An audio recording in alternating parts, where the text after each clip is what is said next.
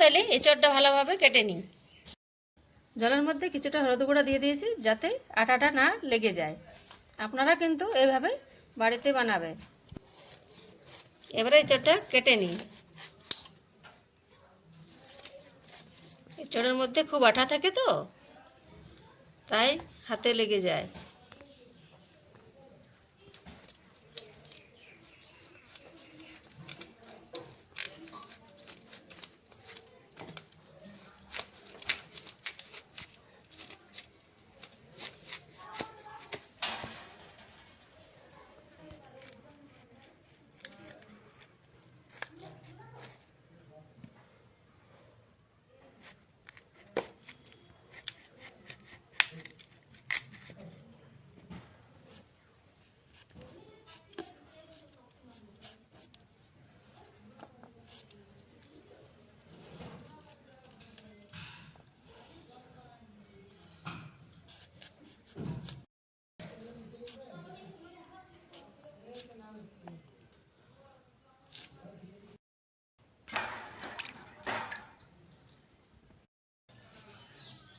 এঁচড় কাটা ধোয়া হয়ে গেছে।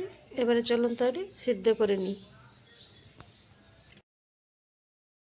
এঁচড় আর আলু আমাদের সিদ্ধ করা হয়ে গেছে, এবার নামিয়ে নিয়েছি।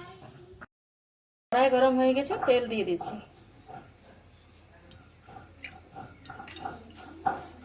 তেল গরম হয়ে গেছে, তেলে ফোড়নে দিয়ে দিচ্ছি শুকনো লঙ্কা, 5 ফোড়ন, জিরা ফোড়ন আর গরম মশলা ফোড়ন আর তেজপাতা।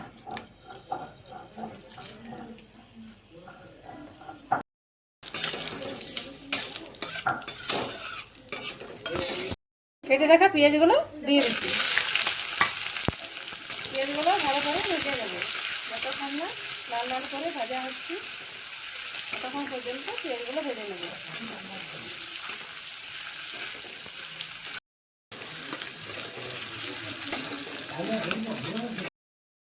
পেঁয়াজ লাল লাল করে ভাজা হয়ে গেছে, তাতে দিয়ে দিচ্ছি ধনে গুঁড়ো আর হলুদ গুঁড়ো।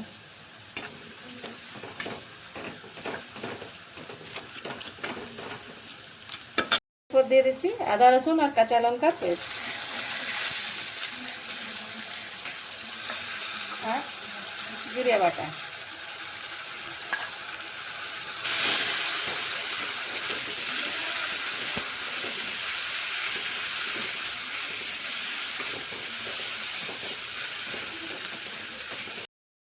এবারে সামান্য কিছু ঝাল লঙ্কার গুঁড়ো দিয়ে দিচ্ছি।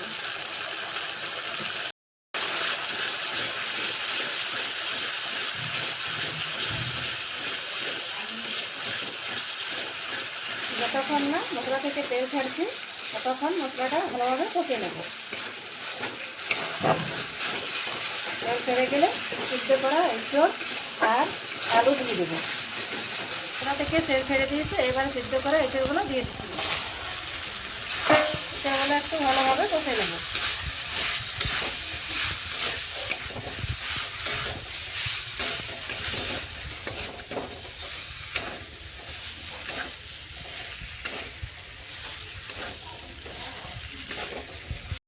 এবারে জল দিয়ে দিচ্ছি।